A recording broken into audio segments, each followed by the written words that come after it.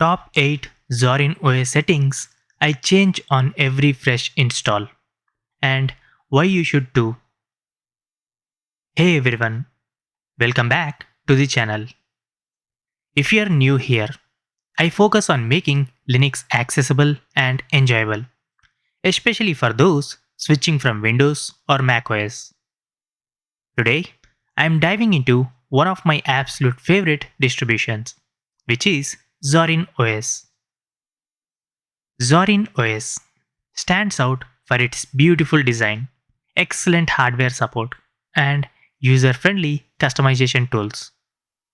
It feels polished right out of the box, but a few targeted tweaks can make it even more productive and visually appealing for your daily workflow. These are the 8 settings I adjust on every new installation. They're simple to apply and can significantly enhance your experience. Here is a note. These are personal preferences. Feel free to experiment and adapt them to your needs. So, let's jump in. Number 1. Choosing and customizing your desktop layout. Zorin OS shines with its Zorin Appearance tool, which lets you switch between different desktop layouts quickly. The free version includes several options, Windows like, GNOME style, etc., while the Pro version offers more. I usually start with a Windows like layout for familiarity or a GNOME inspired one for a modern feel. From there, I tweak panels position, icon sizes, and themes until it matches my workflow perfectly. This is the foundation for everything else. So, why do it? It reduces the learning curve and makes the desktop feel like yours immediately. Right click the panel or search for Zorin Appearance to get started. Now, number 2.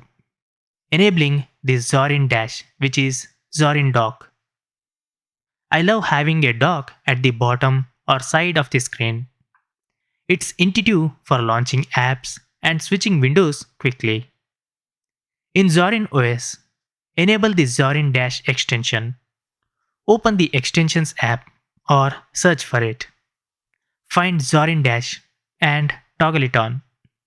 You can then customize its position, transparency, icon size, and behavior.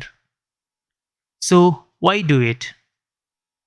A well configured dock boosts productivity and gives that premium macOS like aesthetics many users appreciate.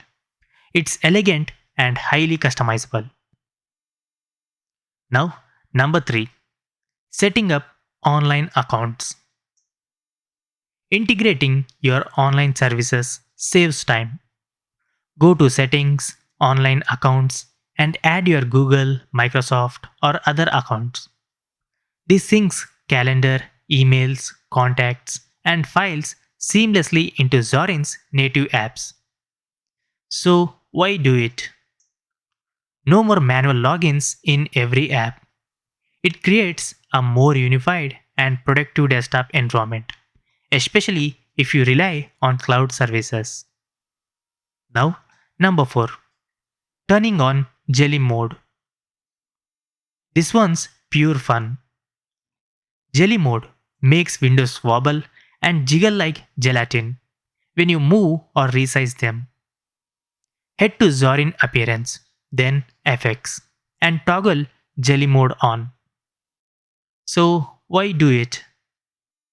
It doesn't make you more productive, but it adds joy to everyday interactions. Linux is about enjoyment too, right? It always brings a smile. Now, number 5. Enabling the desktop cube. For those who remember Compy's effects, the desktop cube is a nostalgic treat. It turns your virtual workspaces into a 3D cube you can rotate. Enable it in Zorin Appearance, then FX.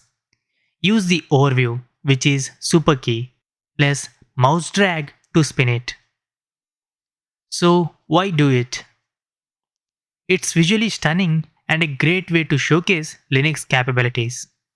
It's great for multitaskers who use multiple desktops. Now, number 6. Removing desktop icons. I prefer a clean desktop with zero clutter. In Zorin Appearance, go to Desktop, simply toggle off icons on desktop. So, why do it? A minimalist desktop looks professional and keeps your focus on open windows rather than scattered shortcuts. You can still access files easily through the file manager or search. Now, number 7. Activating advanced window tiling. Window tiling is a game changer for productivity. Zorin includes advanced window tiling, sometimes called Zorin tiling. Go to Zorin Appearance, then Windows or Interface, and enable it. You can then drag windows to screen edges for automatic tiling, customize gaps, animations, and more. So, why do it? It maximizes screen real estate and speeds up arranging multiple windows, which is perfect for developers, writers, or anyone juggling apps. Now, number 8. Enabling Secure Shell, which is SSH access. For remote access or managing multiple machines, enable SSH. Go to Settings, then to the System, then Secure Shell and toggle it on. Find your IP address with the terminal command, which is IP space A or hostname dash capital I. So why do it? It allows secure, fast command line access from other devices. It's great for backups, file transfers, or headless servers like yours. Always follow security best practices. Strong password, key-based authentication, firewall. Now, final thoughts. These 8 tweaks transform Zorin OS from great out of the box to perfectly tailored. They are quick to apply and make a noticeable difference in both looks and usability. Zorin OS remains one of the best Linux distributions for beginners and veterans alike because of this flexibility. If you try any of these, let me know in the comments which one is your favorite, or if you have your own must-have settings. If you found this helpful, give it a thumbs up, subscribe for more Linux tips, and hit the bell so you don't miss future videos.